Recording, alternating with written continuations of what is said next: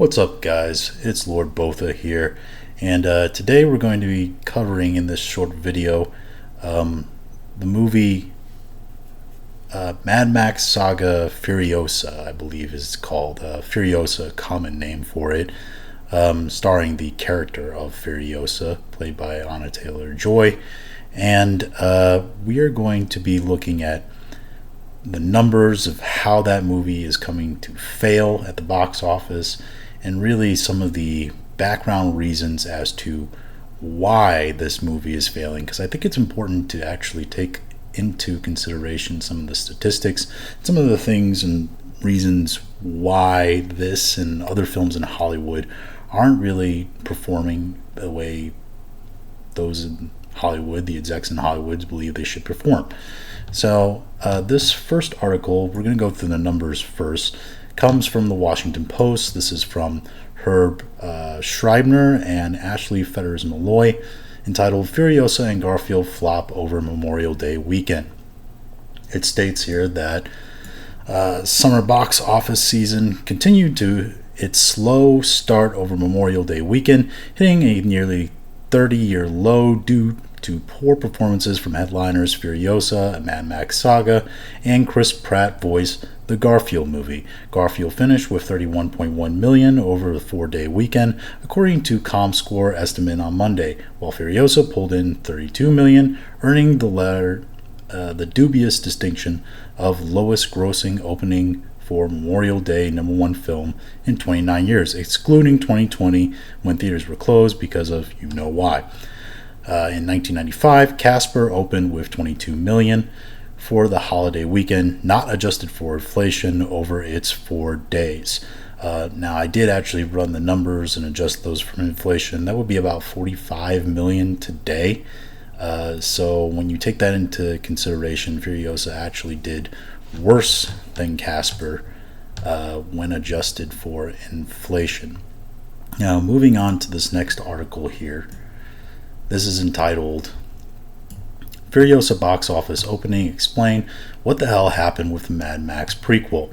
This comes to us from Louis Glazebrook, and this kind of gets into not just the numbers, but also some of the reasons why they believe this movie is failing and did fail, is going to fail. And we're going to get into some of those reasons, and some of them I agree with, some of them I have different opinions on. So starting down here, Furiosa opening weekend numbers have been a point of discourse for many trades after its release. As the Hollywood Reporter, Furiosa slumped to a $26 million gross between Friday, May 24 and Sunday, May 26. However, Furiosa was released over the Memorial Day weekend, taking its estimated domestic total to between 31 and 33 million. Concerning how Furiosa fared overseas, the reading is not much better. It's in territories outside of the United States and Canada. Furiosa and Mad Max Saga earned around 33 million, taking its worldwide opening total to a haul of a lowly 64 to 66 million. Although Furiosa is receiving positive reviews, its box office returns for its opening weekend are underwhelming. Many could point to the film itself and wonder why Furiosa specifically is not resonating with audiences, though the issue is much broader than any one film. I would tend to agree with that point.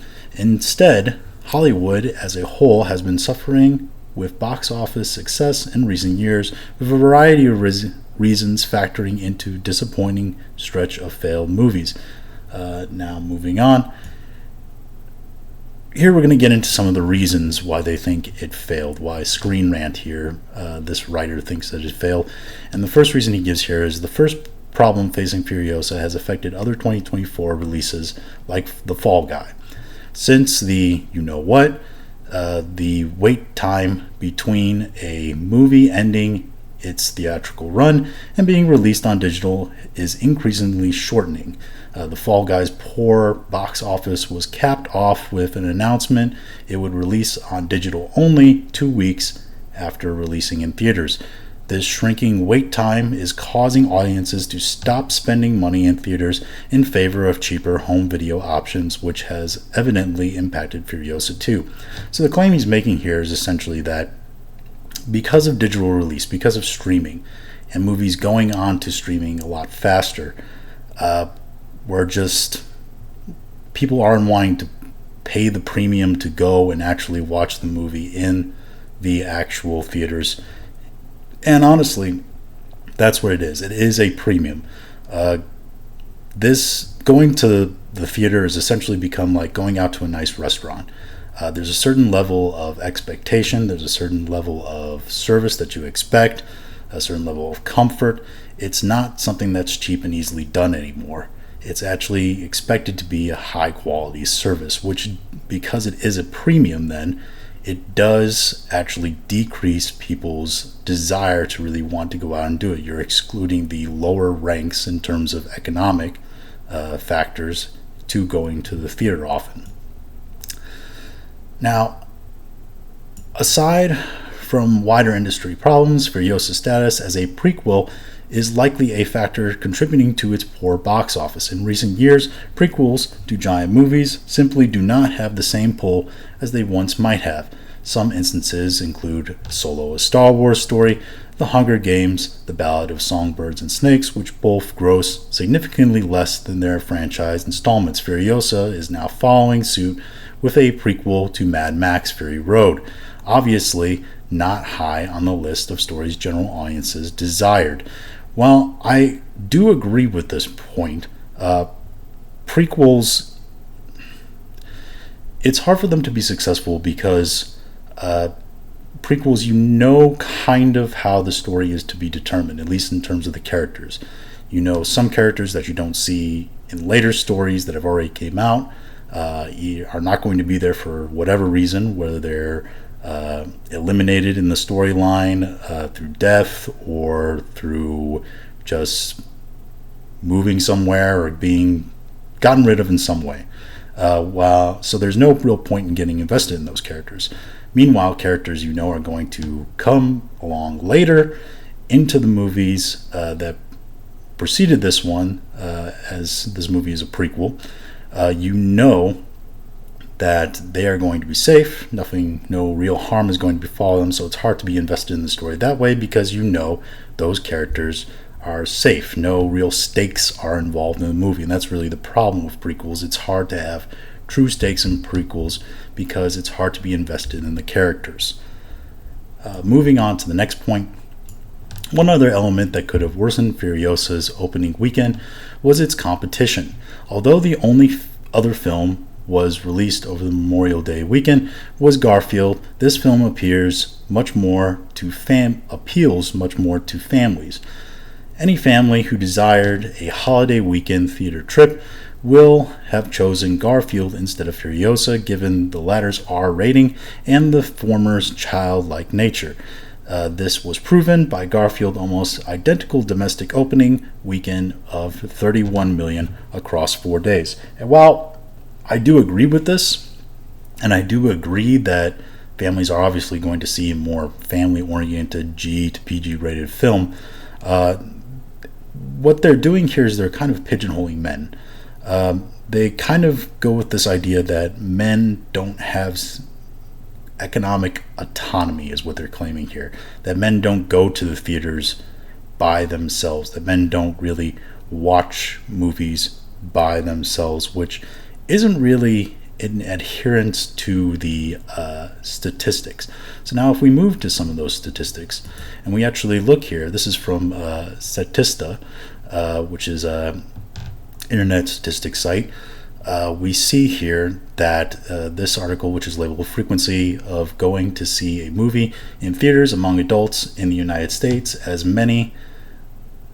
May 2022 by gender, we'll notice that women actually make up 51% of theater goers, while men make up 49% of theater goers. Now, the initial thoughts when you see those numbers, women go see movies more, so we need to appeal to women more, give more women roles, make more movies for women. However, if you notice here, if you look at some of the statistics, the dark blue sometimes, the 10 or the light blue, which is often, you'll notice that men overwhelmingly go to the movies more often and sometimes than women. So we can make the argument here that despite the fact that men make up a 2% less demographic of those who go to the movie theaters, we actually can see that men actually go to the theaters more often. So they're a more consistent audience base. And of course, we know your bills are paid by those who come in regularly. You get more people through the door. You do have more women that are coming in rarely, but those men, those consistent customers, are the ones that are actually still keeping the lights on, coming through the door, in terms of the theaters and in terms of the movie industry. Now, if we go back here, women, when we look at women and their interest in films as well, in terms of the statistics, this comes to us from a article in the National Library of Medicine, National Centers of Biotech Information. It was a published article by the Department of Psychology, Department of Media Psychology, and Department of Psychology at multiple German universities. And what this says down here is essentially what a lot of you probably just abstractly can assume, which is that results from a survey showed that independent from induced mood, female participants preferred romantic genres, i.e. romantic comedy, romantic drama, whereas male participants preferred action adventure movies and suspenseful films. Furthermore, further results showed that men, in stark contrast to women, have a preference for programs with violent or sexual content. For example, presented their participants violent material from different sources, genres, i.e. spy movies, war movies, Western movies, and a cartoon. I guess that by cartoons they mean things like Tom and Jerry, Wile E. Coyote and Roadrunner, things like that. What this is really showing here is that, again, while women do make a 2% more sort of statistic in terms of going to the theater, men are more often going to the theater, according to the statistics by 2022. And what we're shown here is that men are far more interested in going to films that present more action, adventure, and suspenseful films, more violent films, basically action-based. Now, I would classify Furiosa as a sci-fi action adventure. Now, I know when people typically think of sci-fi, they don't think of this kind of post-apocalypse sort of thing. They think mostly of, space adventure, because most of sci-fi, the biggest, most successful science fiction films come from space adventure films. You think of Star Wars, Star Trek, and etc. However, this I would classify as a science fiction film because they do use, sort of unused technology, the new sort of combination of old with the cult of V8 and all that, car technology in this wasteland, and etc. So I would classify this as science fiction adventure, which means that this would fall more under a male brand, a more men's movie in terms of what they prefer to see. Now, the problem with this is that obviously this shows that by the statistics, women don't really want to go see this. According to this survey, which shows that women prefer movies that are romantic comedies, dramas, etc., and not action adventure movies or science fiction films. These tend to be more male-dominated fields. So, presenting this film with a female lead can be potentially problematic in terms of making your money back then. So, one of the reasons why I state this is because one of the main problems is that this film is named Mad Max. Let's see here, the specific title, right? The specific title is Furiosa, a Mad Max Saga, right? So we put Mad Max in the title. The problem with that is Mad Max isn't in the movie. And the problem with that is that when you have the titular character of a well-known series who is a male that is not in the movie, it leads to false expectations, right? Even if we know that it's going to star the female character in the role because of a previous film, it's still slightly misleading. There wasn't even that much cameo or anything like that. I think there was a cameo alone at the end. I haven't actually seen the film, so I can't speak to that otherwise. Now,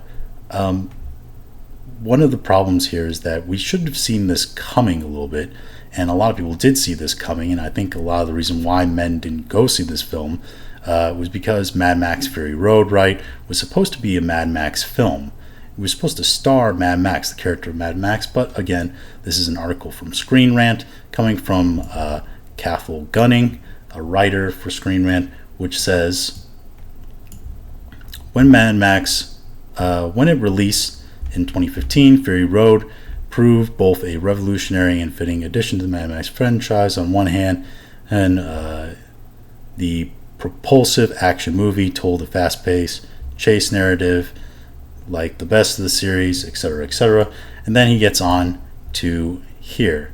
Instead, they're talking about Charlize Theron's Furiosa character. Charlize Theron, her battle-hardened Imperator Furiosa, was the real star of Fury Road, and it was her journey that the movie focused on, with Max being more of a supporting star than the lead. Furthermore, he says, let's see here, it is identical to how Max's swollen eye is shut at the climax of the Road Warrior film. He's talking about Furiosa's injury at the end of the film, reaffirming that Fury Road is a Mad Max movie where Mad Max plays support and Furiosa fills the traditional protagonist role. So what this essentially is admitting here is that Fury Road was a bait and switch. So you have a female character who is the actual protagonist while Mad Max played a supporting role, right? And then they tried to make a full-length feature film featuring just her while still sort of grifting off of the name of Mad Max and the universe in which he operates. Now, the problem with that is that we've established now that women aren't really interested in these types of movies. They aren't interested in fast-paced action films, especially sci-fi-based action films, according to statistics that we showed and according to the research studies that we showed.